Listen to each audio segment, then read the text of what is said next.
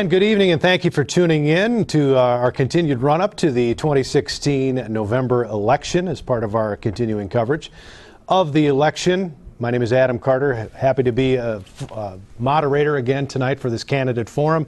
And tonight we have with us candidates for Minnesota Senate District 54 as well as Minnesota House District 54A. We'll meet the candidates in just a moment, but first of all, big thank you to our sponsors this evening. Those would be Woodland Heights Senior Living, and of course we're being hosted this evening by NDC4, Town Square Television, and the River Heights Chamber of Commerce. A big thank you to all those sponsors. This candidate forum allows you, the viewer, to participate this evening, and you can do that in a couple of different ways. You can call in a question if you're watching live on Tuesday, August 30th. You see the phone number on your screen. You can call in with your question, or you can send us an email, questions@townsquare.tv. If you're watching and it's not August 30th, don't bother calling in or sending an email because this has already happened. So also at this point, I'd like you to ask you to, if you're going to send a question, if you have a question, make sure it's general enough that it can be asked by all four of the candidates with us tonight. So if you have a specific issue with one of these candidates, or if you have a specific question about a certain policy with one of these candidates, I'd ask you follow up with that specific candidate. This is not a debate. We're not going to have back and forth between the candidates here tonight. This is a candidate forum, which means we're going to be asking general questions, specific questions about the district and the state, of course, but they'll be general enough that all our candidates can answer. Let's get to the rules of tonight's forum, and the rules are this. Number one, each candidate will be given 1 minute to introduce themselves this evening, and they'll also be given 1 minute to respond to each question. A candidate can use less than 1 minute, but of course these are prospective politicians. They rarely go less than the time, so you cannot, though, go over that 1 minute. If they exceed that time, you might hear the bell and we'll have to cut the candidate off. Rule number two, the order that candidates answer the questions will alternate as each new question is asked tonight. And again, I'll be sent questions throughout the forum from emails or calls from people who have questions they'd like to be addressed. We may not have time to get to all the questions we have available tonight, but everybody will get a chance to answer all the questions we have, and we'll sure try to get to them. And then each candidate at the end of the night will have 1 minute for a closing statement. Some response times may be modified slightly to accommodate the show length. So let's begin tonight. Let's meet the candidates first before we get to the questions. Again, these are candidates for Minnesota Senate District 54 and Minnesota House of Representatives District 54A. We're going to start tonight with the Senate candidates, and the Republican candidate is Leilani Homestead. Leilani, thank you for being with us tonight. Thank you. My name is Leilani Homestead. I have lived in Cottage Grove with my family for 23 years. 17 years I have been a small business owner. Prior to owning my own business, I worked as a social worker. My experience is I can identify and feel with the families in Minnesota and their struggles they go through. I hear daily the struggles they have making ends meet, and how government seems to overlook the core root of the problem. I believe that Minnesotans deserve a better government and better government solutions to their problems. You can check me out on my website, Leilani Homestead for Minnesota Senate. All right, Leilani, thank you very much for being with us tonight. Now introducing the Democratic candidate for Senate seat, District 54, Dan Schoen. Dan, thanks for being with us tonight. Well, thank you, Adam. It's an absolute pleasure to be here at NDC as normal. And thank you to all the staff that put their time in here. I think most folks don't understand how much work goes into this. Quite frankly, it is an honor to be your current state representative, and I look forward to being your next state senator, as Senator Sieben has decided not to run again, and I'm so fortunate to have worked with her and have her endorsement. And as your current state representative and a police officer in Cottage Grove for the last 15 years, We've really worked together in our communities to respond and determine what is it that our communities need. It's not just a statewide approach, but what I really focus on and what I really value is what is it that is going on in our local communities and bring as much value to our local communities from the state government that they support and bring it home. And I'll continue to do that as your state senator. Thank you. Dan, thank you very much for being with us. Now moving on to candidates for House District 54A. We'll start with the Democratic candidate, Jen Peterson. Jen, thank you for being with us tonight. Thank you. I'm Jen Peterson. I'm a Cottage Grove City Council member in my second term. I'm married for 18 years, going on 19 coming up here, and a proud mother of 5 children, and we have five grandchildren now as of a month ago. And I am very involved in the community through volunteering in South Washington County, through county committees and through boards with nonprofits, and I've been really involved in the community in a variety of other ways through the Cottage Grove Lions, and also through a food resource program for low income. Also, my background is, my education is in occupational therapy from St. Kate's, and I work at Lincoln Center Elementary in South St. Paul as the health assistant in the health office, and I also do health care, home care for my nephew with autism on weekends. Thank you. Jen, thanks for being with us tonight. And now the Republican candidate for House District 54A, Keith Franke. Keith, thanks for being with us tonight. Thanks for having me. I appreciate it. My name is Keith Franke. I'm the current mayor of St. Paul Park in my second term also. I was born in South St. Paul, grew up in Cottage Grove, and finished growing up in St. Paul Park where I currently live. I'm a small business owner. I own the Park Cafe and Frankie's Corner Bar. I want to bring forward to the Capitol the sensibilities and no-nonsense straightforwardness that I've been able to use as mayor in St. Paul Park to keep our taxes low and our services good. The things that I want to focus on moving forward is listening to all families in our area and in the district. Outdoor knocking, it's just so wonderful to meet all the people and to get to know everyone and hear the stories of the people and how the decisions that I can make can impact them. Looking forward to serving in 54A. I want to bring, once again, everything and all the knowledge that I've gained as being mayor of St. Paul Park forward to the House with me when I get there. Thank you. Keith, thank you very much. Thanks to all candidates. Thank you for those introductions. Let's get to the questions now. Again, a couple ways you can ask your question. Call in if you're watching, again, live August 30th on Tuesday. You'll see the phone number on your screen. You can call in, and they'll forward that question to me, or you can just email it in, questions@townsquare.tv. Again, keep them general enough that all these candidates can address them. Let's start out with this. What do you feel is the biggest challenge facing the state of Minnesota? And if you're elected, how would you address that? And we'll start this question with Dan Schoen. Dan. Well, thank you. You know, the challenges that we face in Minnesota are the same as many other states in the nation. Right now, we're really positioned well in Minnesota. Our unemployment rate is really low. But what we can't forget about is that we have pockets. Certain communities haven't had as a great of opportunity as other areas of the state. We look at areas on the Iron Range in northern Minnesota, and our entire state is connected together. And when our friends on the Iron Range are suffering because foreign steel is being dumped in our country, that affects jobs locally too. That affects the jobs that are happening right across the river at Northern Steel. We need to make sure that our federal government is also looking out for us as well. That is probably our number one challenge in Minnesota, is the absolute gridlock in Washington politics. All right, Dan, thank you very much. Again, the question, what do you feel is the biggest challenge facing the state of Minnesota? And if you're elected, how would you address it? Moving on to Leilani Homestead. Thank you.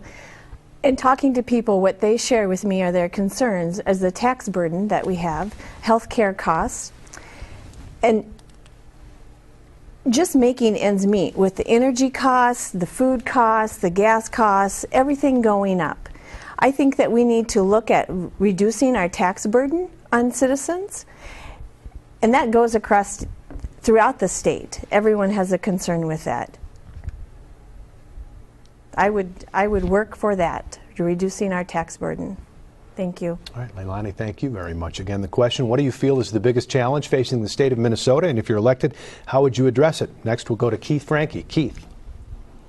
I think to a point I would also agree with Leilani that at least while I'm out there door knocking, a lot of what I'm hearing is healthcare costs and tax burden. One of the things I'd like to do in regards to healthcare costs is we need to address some of the overpayments and subsidies through MNsure. MNsure needs to be kind of reined in, and we need to address the situations where there's a lot of waste and overspending through MNsure to bring those costs and those dollars back into the state coffers. A way to address that would be to institute some type of checks and balances, because I believe it was end of 2015 they anticipated that MNsure overpaid in subsidies approximately $117 million, possibly up to $271 million through the fiscal year. So I think when you're talking those types of dollars, we need to address those and put those back into our economy, general fund, and other places. All right, Keith, thank you very much. Again, the question, what do you feel is the biggest challenge facing the state of Minnesota? And if you're elected, what would you do to address that? Jen Peterson. Thank you. I think as somebody who works in a school and has for a number of years, and also as somebody who's a mother and a grandmother of 5 and 5, I think one of the biggest issues that we're facing is education. And I think making sure we have a good educated children that have a good education, and then also young adults in college going into the workforce, that they have a good education. And employers are asking for that. They want they want to be able to have a really well-educated force to draw from, to put in as employees. They want to hire the well-educated. And if we're not able to do that, then who's going to be taking care of us when we all get old? We're all going to get old, and we're going to need somebody to look out for us and take care of us and be our doctors and be our pilots and all those things. And so we're going to all need to be looking out for education. All right, Jen, thank you very much. And again, thanks for that question. Moving on to another question. Healthcare was mentioned a couple of times here, so let's go right back to healthcare. And this is a question from an emailer. The question is this: what would be your plan for reducing healthcare costs in the state of Minnesota? That is the question. We'll start this question with Keith Franke. Keith. I believe that, a couple of ways that we can reduce healthcare insurance costs is partly we need to look out, like I said, for the waste, fraud, and overspending. We also need to bring back into the fold the insurers. If this is not beneficial to the insurers, they're going to pull out of this program. Now, on my side, you get a lot of people saying we need to abolish MNsure. We do not have that choice. We have two choices: Obamacare or a state-run program, which we have MNsure. So we need to take MNsure, fix that, bring those costs into line, and in doing so, we can help reduce the healthcare costs. We need to work closely with the insurers to make sure that everybody is provided, because there are still people out there who are burdening the process by not carrying insurance, and there's really no checks and balance on that system to make sure that they're brought into the fold to reduce those costs. All right, Keith, thank you very much. The question is about health care. If you're elected, what would you do to reduce cost of health care in the state? Jen Peterson. Thank you. Healthcare is a really big, important issue, and every family deals with that at one point or another. And so some of the things that I'd like to see done for healthcare would be specifically looking at single payer. I think that's a definite approach that would help eliminate some of the costs associated with healthcare. And then also making sure we have billing transparency, so when somebody goes in for surgery that they're going to their provider that they thought they were supposed to go to for in-network, then all of a sudden they get a bill for an anesthesiologist that was out of network, but they didn't know that. They thought they were following the rules.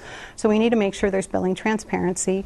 And then also something I'm very passionate about, because I am a healthcare provider as well, as a home care provider. We need to make sure that we are fully funding programs that provide home health care services for people with disabilities and our seniors, so they can be cared for where it's much more cost effective at home. Thank you. Jen, thank you very much. Again, the question is about health care. What would you do if elected to reduce health care costs in the state of Minnesota? Next for this question, Dan Schoen. Thank you, Adam. I'm going to tell you a story about my daughter. In the spring, she broke her arm, and last week she broke her ankle and leg. And from the spring, I'm still finishing paying off my copay for the broken arm before we got the broken leg. And I was on the phone with the insurance company and the clinic in a panic trying to figure out, are we going to be in network? Are we going to be in the right place? They want to refer us to this place or that place. And what's more disappointing is all the hoops that Minnesotans have to jump through just to try to figure out, are they going the right place? And then we're not even talking about Medicare for seniors here. That's a whole other issue rather than what our private insurers are doing. We have private insurers that are not-for-profits in Minnesota that have nearly or over $1 billion in reserves in the bank. Well, at some point, when is that money going to be invested back into the patients and the people that are paying for health care? And they also try to delay payments to the providers, our hospitals, as much as possible, too, and that needs to be fixed. All right. Dan, thank you very much. Again, the question is about health care costs. If elected, what would you do to reduce health care costs? Leilani Homestead. Thank you. I think we have a concern in Minnesota that the expenses are so high, and then we're not getting the quality care to go with that. Private insurance, we just had Blue Cross and Blue Shield, they're pulling out because the amount for reimbursement to providers is so low that they're going to go bankrupt. We need to balance that out. That would be like giving somebody an EBT card and giving them a 33% off coupon for everything they bought. And as taxpayers, we have to cover that. In essence, our food costs are going up. There needs to be a balance with that and a correction. Leilani, thank you very much. And again, thank you for that question. We just got one coming in on the email, too. Again, if you have one, questions at townsquare.tv or give that phone number a call. The question has to do with transportation. We've heard a lot about Southwest Light Rail and what impact that had on a special session not happening this year. So let's go to the Southwest Light Rail and Light Rail in general. Do you or do you not support Light Rail, specifically the Southwest Light Rail? This question first will go to Jen Peterson. Jen. I actually do support the Southwest Light Rail. I support a variety of different modes of mass transit. I think, we're enjoying some low gas prices right now, but remember what they were like not too long ago. They were double what they are now. And eventually, I imagine at one point we're going to get there again. So people are going to be looking for a cost-effective method to get around. And whether that's in and out of the Twin Cities or in and out of the suburbs.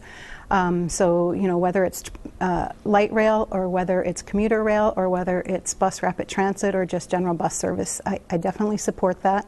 I think the investment in those mass transit methods helps save on our roads and bridges and makes the roads and bridges last longer because we're going to be putting less cars on the roads and bridges, and we're going to be, it's good for the environment. And I definitely support those mass transit options. All right. Jen, thank you very much. The question is about Southwest Light Rail. Do you or do you not support it? Keith Franke. I would like to say that I do not support Southwest Light Rail as it sits. The costs, from what I've seen, and I'm not yet to be on the inner loop, but are just astounding to me, and I would have to do more research. But as it sits, I cannot, in good conscience, support the cost effectiveness of Southwest Light Rail. I do support mass transit. I do sit on the Red Rock Corridor Commission, and we are studying bus rapid transit and other things. But sometimes I think that the costs outweigh the benefit, and we need to figure out a way to reduce the cost to the state, because if the cost to the state ultimately accrues down to the person, and the cost becomes the burden of the taxpayer, which in turn, yes, there might be a low cost effective way to transport out of your pocketbook at the time, but on the backside, it's coming out of the other side of your pocketbook. So we need to figure out ways to increase our mass transit, to increase our bus systems, to make things easier and better and simpler. Got to stop you there. Thank you, Keith. The question is about Southwest Light Rail. Do you support it, yes or no? Moving on to Leilani Homestead. Thank you. I do not support light rail. As Keith said, the cost over benefit is just huge. It doesn't balance out, and it's unsustainable. The amount that we will have to subsidize for riders to ride long term is going to dig into our pockets. We all need roads. That's how food gets to our stores. That's how emergency services get to our homes. We need to take care of our roads and our bridges. Thank you. All right, Leilani, thank you very much. Moving on to Dan Schoen. Dan, do you support Southwest Light Rail? Well, you know what's interesting is this is $900 million in federal money that the House GOP blocked by not pitching in $100 million of state funding, of which even Hennepin County said they would come back and pay more for themselves. This is extremely interesting. You hear about how, we'll build roads for $2 to $5 million, but to expand lanes, let's say on 494 and you're down in Richfield and Bloomington, how much do you think that's going to cost to take out those high-rise buildings and businesses that are there too that are worth millions upon millions of dollars? The reality is, long-term, this was a local issue that was supported by the chambers of commerce in the area. Businesses wanted this. And more than anything, the local communities wanted this. This is a local issue, and now state government's getting in front of a local issue that just doesn't make sense. And all I'm focused on is, what are we going to do in our area for transportation? When I need state help, I want it to be there. Thanks, Dan. Thank you for those answers to that emailed question. We got another emailed question, but I want to stick with transportation just for one more at least. Broader now. Okay, what should the state's priority be when it comes to transportation spending? That's what the question is. We'll start this question with the Leilani Homestead. Leilani. As I said earlier, everybody needs roads. Every citizen in the state needs roads. We need roads to get our food and our goods to our stores. We need roads so emergency services, police, fire, ambulance can get to our homes. We need to focus on that. We do have bus systems that are good, and buses can take you, they can go all different places, where light rail just goes to point A to point B, and you have to figure out how you're going to get to your other points from there. We need to focus on our roads and our bridges. All right, Leilani, thank you very much. Moving on, Dan Schoen. Dan, what do you feel should be the state's priority when it comes to transportation? Well, the priority to transportation for the state of Minnesota is sustainable funding and ongoing funding. And we can, I hear from my counterparts at the House and the Senate all the time, we need to focus on the bridges and roads. Absolutely. Let's actually do that. We have decrepit bridges all over the state of Minnesota that absolutely need to be fixed. And those things happened here locally. We got the bridge down in Hastings built after folks, and there were folks that voted against that too. And that is also an economic development issue. Businesses count on traffic being able to flow. And listen, if we don't actually come up with funding, we continue to kick the can down on the road on this. If you're going to be elected to office, you have to make tough decisions. You can't just talk about it, you got to do it. All right, Dan, thank you very much. The question is another one on transportation. What do you feel should be the state's priority on spending when it comes to transportation? Jen Peterson. Jen. Thank you. I think it really needs to be a balance of, depending on the area that is needing the transportation. I think we need to look at roads and bridges, and I think we also do need to look at mass transit investment. And not one fits each community, so we need to give the local authorities control over that, and they need to have say in those matters. I also sit on the Red Rock Corridor Commission and the vice chair of that, and we really need to make sure that we're looking at providing that option for transportation, so the people that are driving on the roads that don't want to use the mass transit still have a little bit easier commute. And then, people talk about the subsidies. Well, the roads and bridges are subsidized as well. So everything, the airports are subsidized, the ports are subsidized. So everything is subsidized. It's just to one degree or another. Jen, thank you very much. The question, should be the state's priority in spending when it comes to transportation? Keith Franke. Keith. Thank you. Now, I believe that there are already funds that are dedicated towards transportation, trunk highway funds, and certain things because of certain taxing districts are license tab fees, vehicle sales tax, certain other things. So there's already a pool of money that's budgeted every year, or every biennium, I suppose it would be, for transportation projects, roads, bridges, etc. Going above and beyond that, I think it's about laying out a plan. I would be for dedicating funds, but staying within those funds. We need to stay within a budget, work within a budget, and create a roadmap. List our priorities top to bottom and work forward. Because there are already funds. The funds are already laid out there. It's one of the few items that is already budgeted and addressed. Now, adding more to it that's where the problem lies. So we need to address the priorities and move forward. All right. Keith, thank you very much. Thanks for that question. We got another question via email, and the question, let's shift to education. Obviously, that's a huge, major issue in the state. Education, it seems to be every year, every election cycle.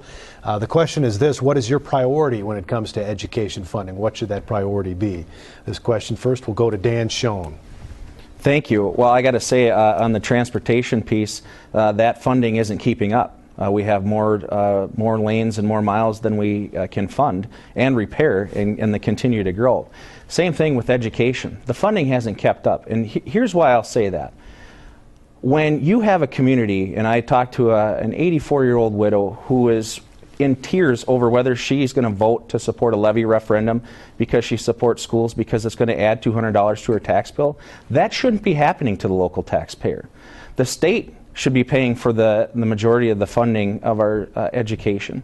We need to get back to the days before Governor Jesse Ventura was in office, and they changed the funding formula where we really had to start to count on and put the burden on local taxpayers. We need to get back to the day when that burden wasn't there and it wasn't so heavy, so that our businesses are even, our communities are even, because that property tax that we have to vote ourselves is pretty regressive, and it shouldn't happen. Thanks, Dan. The question is about K through 12 education funding, and what would your priority be when it comes to education funding? Leilani Homestead. Thank you. I would like to see more choice for families to pick the schools that they would like. And as Dan was saying, that the funding coming back to the state versus property taxes, either way it's coming out of taxpayers' money. The state doesn't have money unless it comes from taxpayers. So we need to look at something different. We have a good education system.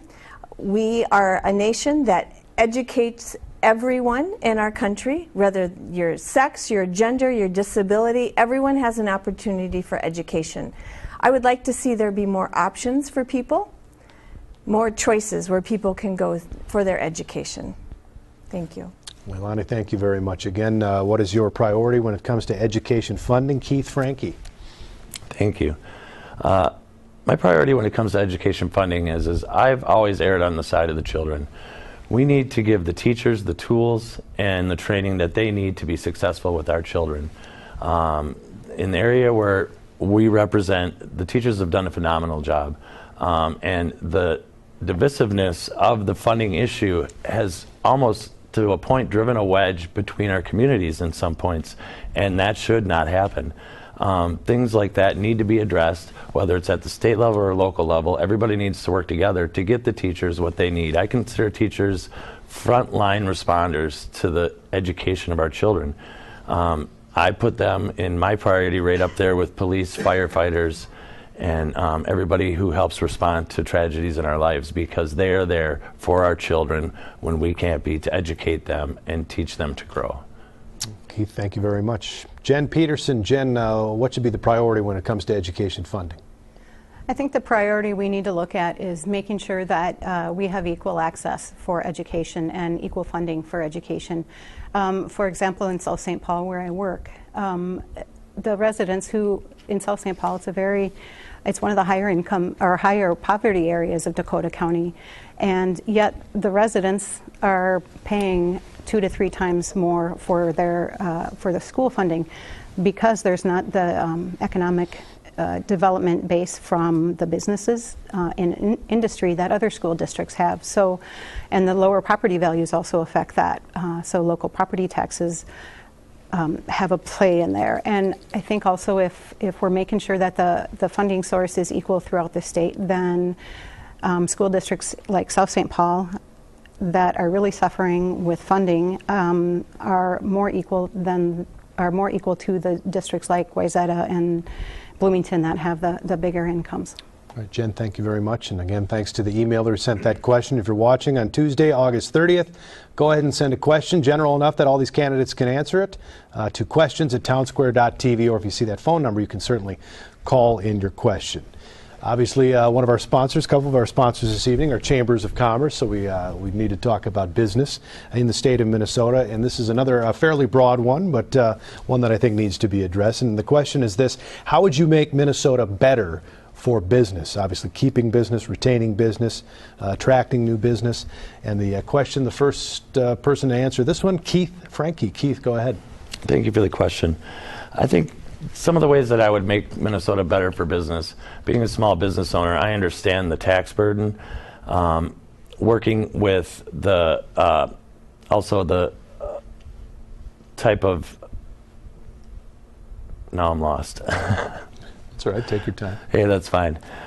We need to lower the tax rate. One, we need to work towards giving businesses less regulation. Sometimes regulation, at least in my sense, can be so subtle but has such a large impact that people don't understand what that takes away from my ability to employ someone. So less regulation, a little less easier on the tax. It would have been nice if Governor Dayton would have signed the tax bill so our small businesses could have got a little break, but we'll go for that the next session. Thank you. Keith, thank you very much. Moving on to Jen Peterson. Jen, I guess, how would you make Minnesota better for business? Well, I think one of those things we've already touched, actually a couple of those things we've already touched on, and one is being transportation. We need to make sure our roads and bridges and mass transit systems are adequate for moving around goods and employees, and also making sure that the education is in place and well-funded and adequate, so we have an educated workforce. Employers are looking for that. And then the other thing is the cost of health care to employers. I think if we're looking at doing a single payer health care program, then that eases the burden a little bit on the employers and helps with, just makes the whole system a lot easier, I think. All right. Jen, thank you very much. The question, how would you make Minnesota better for business? Moving on, Dan Schoen. Dan. Well, when I was first elected in the majority, I was probably the first Democrat to actually make a business tax cut when I sat on the tax committee. But you know, I think if this is a question, you're speaking to a small business owner, and really what we need to do is make sure that you as small business owners have the same opportunity that large corporations have in the state of Minnesota, because Minnesota constantly gets rated as really good for business, no matter what rhetoric you want to hear. The fact is, when you include all the exclusions and tax exemptions that those large multinational corporations get from the state of Minnesota and the federal government, Minnesota sits pretty well. But a business owner like Mayor Franke and others maybe don't have the same opportunity in some areas because they aren't able to employ full-time accountants to watch that inside their business. And what we really need to do is level out the playing field when it comes to that. Look out for our Main Street businesses. Dan, thank you very much. Moving on to Leilani Homestead. Leilani, how would you make Minnesota better for business? Thank you. Minnesota has a number of Fortune 500 companies. However, that being said, the last Minnesota entrepreneur that has a Fortune 500 company was United Health, I believe, and that was in 1977. That was 39 years ago. The tax burden and regulatory burdens are huge and make cost really difficult for businesses here in Minnesota. And talking to business owners, they would like to see that reduced greatly. We need to reduce that so that we can help businesses grow and we can unleash the power, unleash the talent that we have in the state for entrepreneurs. And our economy is only measured well when we have a product, not based on how much people are making, but if we have products that people can use their money as an exchange to get. We need to increase businesses so we can increase our product. Great. Thank you. Leilani, thank you very much. Thanks for those answers. We'll go back to the emails, and an emailer wants to know about an issue that's come up in the last several legislative sessions but has not passed, and that would be Sunday liquor sales. This emailer wants to know each candidate's position on Sunday liquor sales. So we'll start this one with Jen Peterson. Jen. That's a tough one. I've talked to a few business owners, liquor store business owners, that they don't see the need for it. They don't see that people's liquor buying habits are going to change that drastically, that they're suddenly going to need to go buy on Sunday.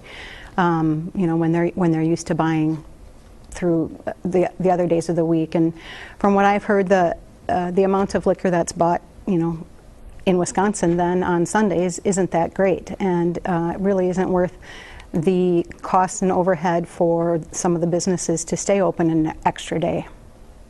All right, Jen, thank you very much. Moving on, Keith Franke. Keith, would you support Sunday liquor sales in Minnesota? Thank you. I would support Sunday liquor sales. You're able to go buy most anything else you want on Monday through Friday, Saturday. Why not on Sunday? I understand if a business owner like myself, small business owner, if it's not cost effective, then don't be open. If people argue that the loss of income or the possibility that it would be there by being open, then don't be open. Certain days of the week or hours of the day that I might not be open, it's because it's not conducive for me to be open. So I believe that people should have a choice. They shouldn't have to drive. They should be able to make the adult decision and do what they want. Thank you. Keith, thank you very much. The question is about Sunday liquor sales. Do you support it, yes or no, and why? Leilani Homestead. Thank you. I think that in America we have a free market system, and I think that businesses would be able to decide if it was worth their time or financial benefit to be open. So I think it would be up to businesses to decide that. However, I'm not quite sure on this, but I do believe that each city has regulations or guidelines that determine liquor sales, and so that would need to be something that would have to change at cities. I would have to get more research on that and put it on my website. Thank you. Leilani, thank you very much. Sunday liquor sales, yes or no? Dan Schoen. Well, this is the position I've taken on this, is that if we're going to have Sunday liquor sales, then we clear out the books on the blue laws, and then you have Sunday car sales and anything else that might be left. It's just time to get that done. Now, it's interesting to have this conversation around business, because this is business owners who are asking for this to stay the way it is. Minnesota has a 3-tier system, and it is actually kind of complicated, but in quite frankly, they come in every year and say, we're that business group that just wants to be left alone.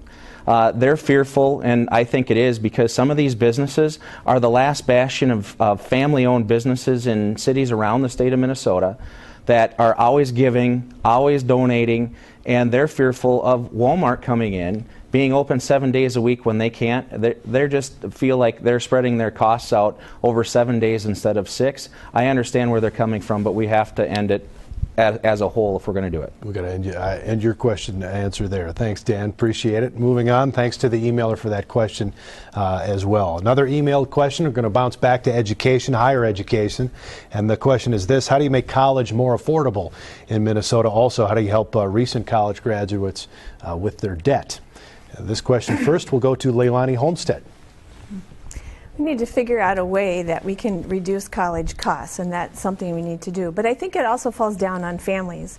I have a daughter who's going to college, and we talked about college costs and comparing what your average starting salary would be to the college cost, and is it beneficial, and how to choose a college. And so I think it comes back, it's going to have to start with families talking about the cost, and we do need to figure out ways that we can lower higher education costs. It's too expensive for people. Leilani, thank you very much. The question is about how do we make college more affordable? How do you help recent graduates with their college debt? Dan Schoen. Well, there was a day in the state of Minnesota that you could, as a parent, send your child to our land-grant university, the University of Minnesota, and be able to afford to pay for it on a blue-collar work and family job. And that just isn't the case anymore. But I'll tell you what we've done. When I was in the majority in the House, and Senator Sieben was in the majority in the Senate, we froze college tuition. That's number one. And we increased investment in our schools, in our colleges.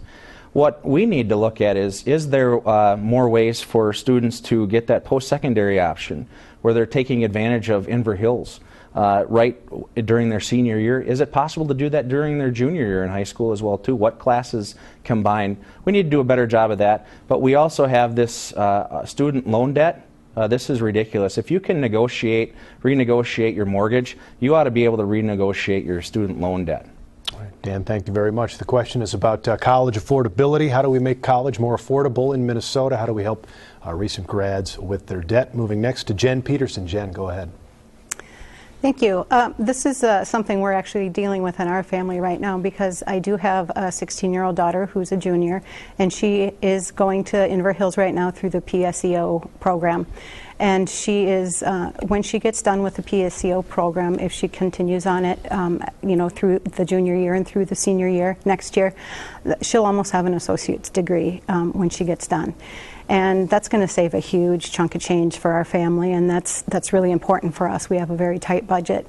And so things like that, PSEO options, and also freezing tuition, I think, is definitely the right step. And then I think refinancing as well for student loans, and then also loan forgiveness programs for people that are going into specific fields where there is a definite need, whether that's into healthcare, into teaching, math and science, or technology. Right, Jen, thank you very much. Let's move to Keith Franke. Keith, how do you make college more affordable in Minnesota and help recent grads with their college loans?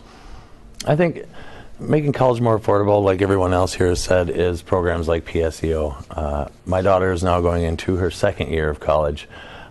When we were exploring college's costs, benefit, travel time, everything, the amount of credits that can carry forward from certain colleges, depending upon where you took your PSEO credits, I think there needs to be more of a universal program and educational system to put that information out to the students and the parents, because at certain colleges she was only going to get so many credits, and at the college she's at now she ended up with a few more credits. So what can carry forward, what can't, because those programs are very vital. She's doing awesome, and it was definitely a burden lifted for me, because she also just about got her associate's degree on her exit from high school, and now she's running a 4.0. So I think if we can continue to educate programs like that, and I could definitely be for looking into allowing people to refinance debt, because it's possible just about everywhere else, so why not in education?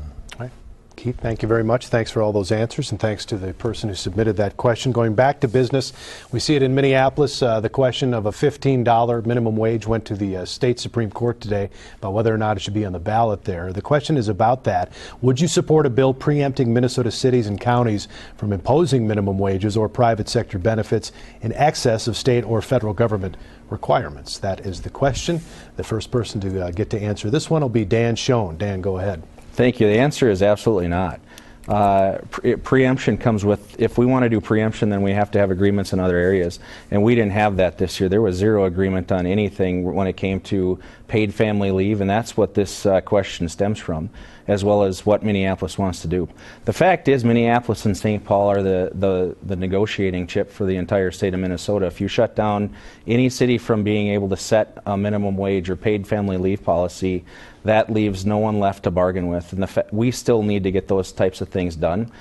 People shouldn't have to be on government assistance when they're working at a job. We shouldn't be subsidizing large corporations by having their employees needing welfare and other food stamps or anything else.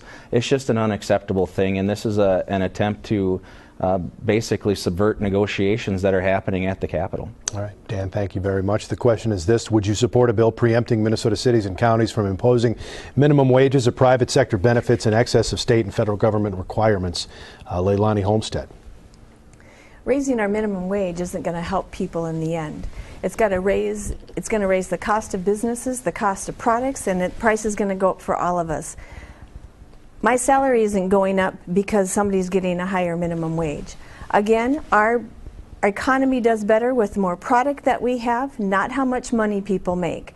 I do not support increasing the minimum wage.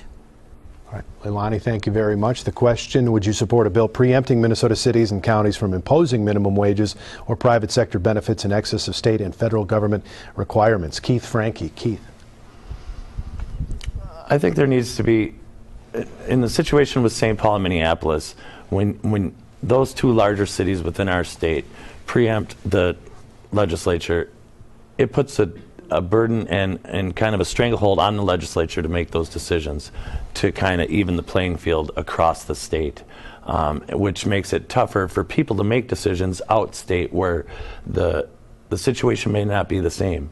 So I think that the state should be allowed to set the bar, and the cities below it have to kind of fall within and go from there, and either lower or higher. But I believe our minimum wage right now has an inflator. Am I correct in that, Dan? Yep. So we have one, like I believe the 5th highest minimum wage with an inflator. So the minimum wage will always continue to go up at this point based upon inflation. So I think the state should. I agree with that. Okay, Keith, thank you very much. And the last on this question, Jen Peterson. Jen, would you support a bill preempting Minnesota cities and counties from imposing minimum wage or private sector benefits in excess of state or federal government requirements? I'd like to see it done more uniformly across the state rather than having one city versus another city at a loss for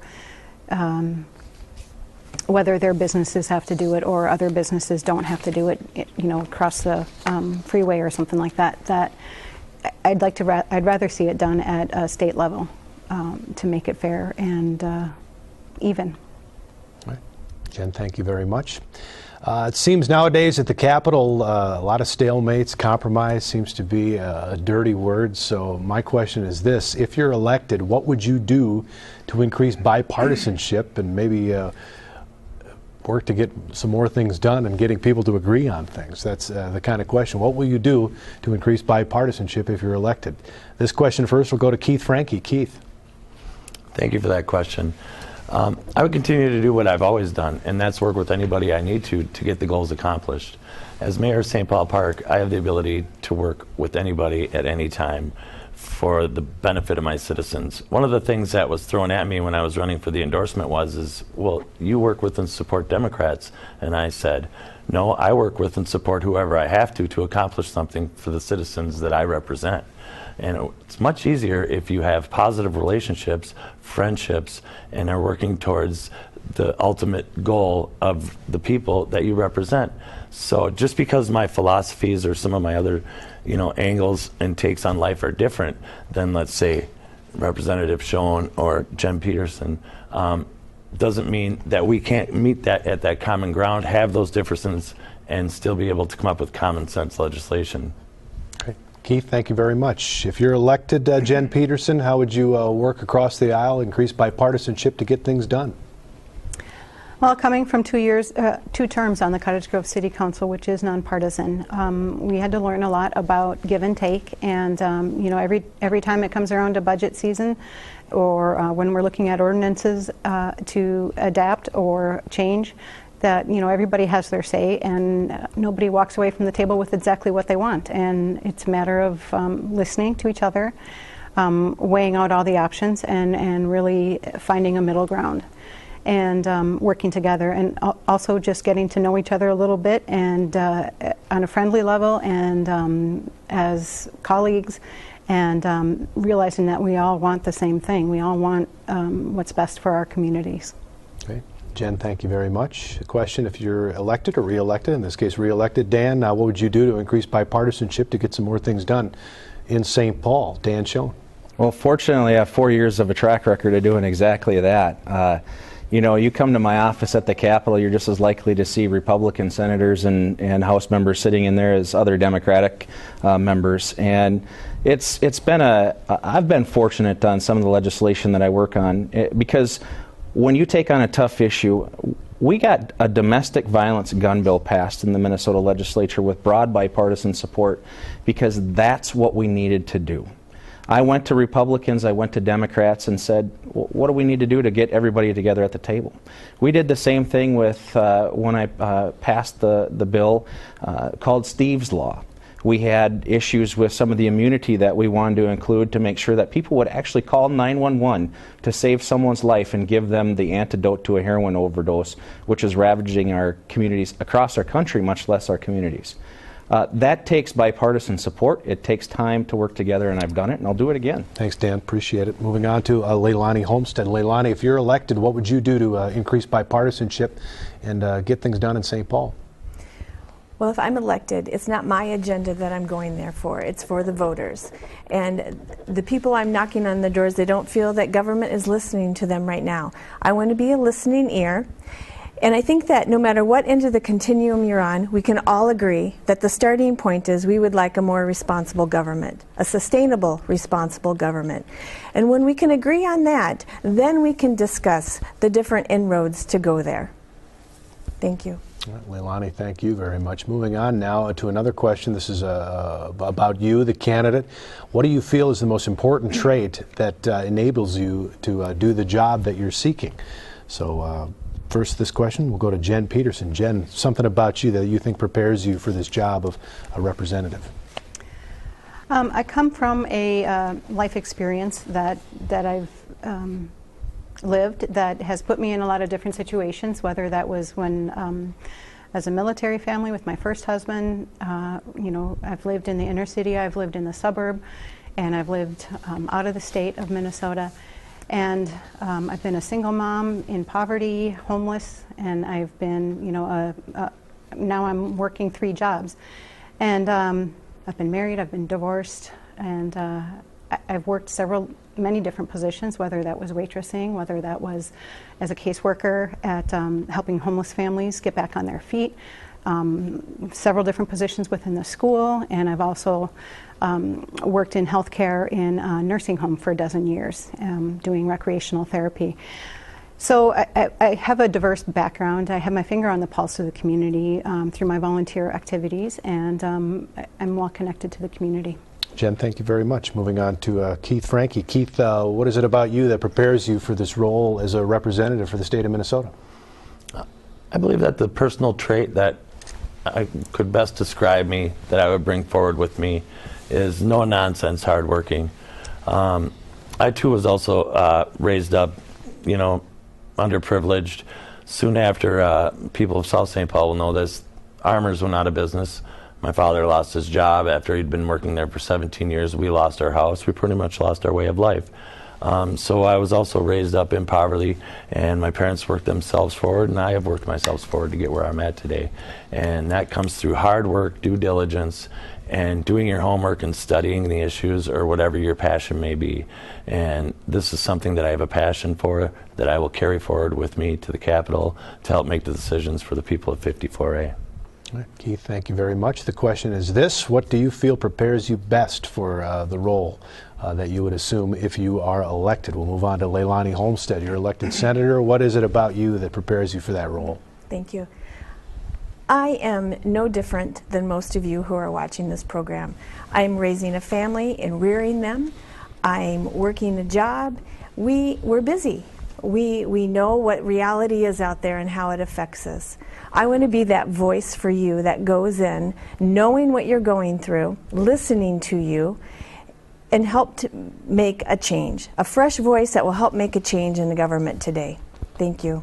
Leilani, thank you very much. Again, what is it about you that prepares you for this role? Dan Schoen, if you're elected senator, what prepares you best for that role?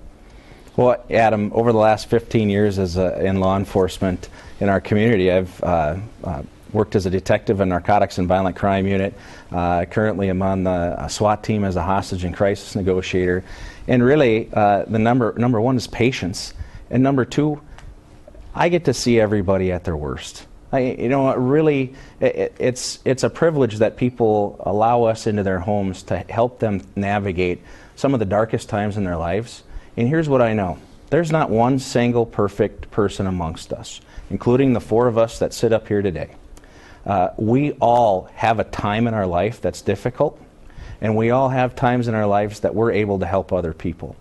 And I'm fortunate in this spot right now. I have 2 wonderful kids that go to our schools, our public schools, taught by some of those fantastic teachers that Mayor Franke was talking about. I got to tell you, the preparations that I've had of just being a dad and a police officer in our community are right. Bring Thanks, you there. Thanks, Dan.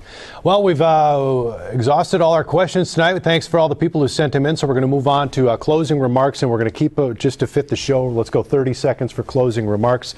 So the floor is yours for the final 30 seconds, and we'll start with Leilani Homestead. Leilani, thanks. Thank you. People are busy. People are busy raising their families, working their jobs. I want to be a fresh voice that is at the Capitol, knowing that I am watching out for events that are happening in our cities. Thank you. Leilani, thank you very much. Dan Schoen. Dan, 30 seconds for some final thoughts from you tonight. Thank you. I got to take the time, and I miss not hearing Senator Metzen's voice out in the hallway and his laugh. He's a good friend. But I'm a little disappointed we didn't get enough time to talk about senior issues and our veterans issues that we have in the state of Minnesota. And I can assure you that those are things that I've worked on currently and will continue to do so. And you can find me at danschoen.com, or my home phone number is 651-459-3753. All right, Dan, thank you very much. Thanks for being with us tonight. Let's move on now to the candidates for District 54A, House of Representatives. Jen Peterson. Jen, 30 seconds from you for some final thoughts tonight. Thank you. My website is jenpeterson.org, and my phone number is 651-271-2287, and you can call or text that number. I'm really interested in being your next state representative because I feel like I've been very involved in the community. I work in South St. Paul. I live in Cottage Grove. I serve the communities of St. Paul Park and Newport through my volunteer work, and Great Clyde Island as well. And I'd like to be your representative. All right, Thank Jen, you. thank you. Thank you for being here. Final word from our candidate tonight goes to Keith Franke. Keith, thanks for being with us. 30 seconds from you for some final thoughts. First off, I want to say thank you for having us. I want to thank everybody who tuned in. I want to agree with what Dan said. Would have been nice to get to some of the issues around seniors and veterans. One would be abolishing the Minnesota tax on Social Security income and abolishing the tax on survivor benefits. They were able to pass the tax on vets, which was nice this year. So www.keithfranke.org, look me up. I will work hard for the people of District 54A. Thank you for your time. Great. Have a good evening. Keith, thank you. Thanks to all the candidates. Great conversation this evening. And a big thanks to our sponsors again, Woodland Heights Senior Living, NDC4, Town Square Television, and the River Heights Chamber of Commerce. Big thanks to Shirley, our timekeeper, and the great staff here at Town Square Television for the wonderful work they do. Now it's up to you. Don't forget to get out November 8th and cast your vote. Thanks for tuning in. My name is Adam Carter. Have a great evening.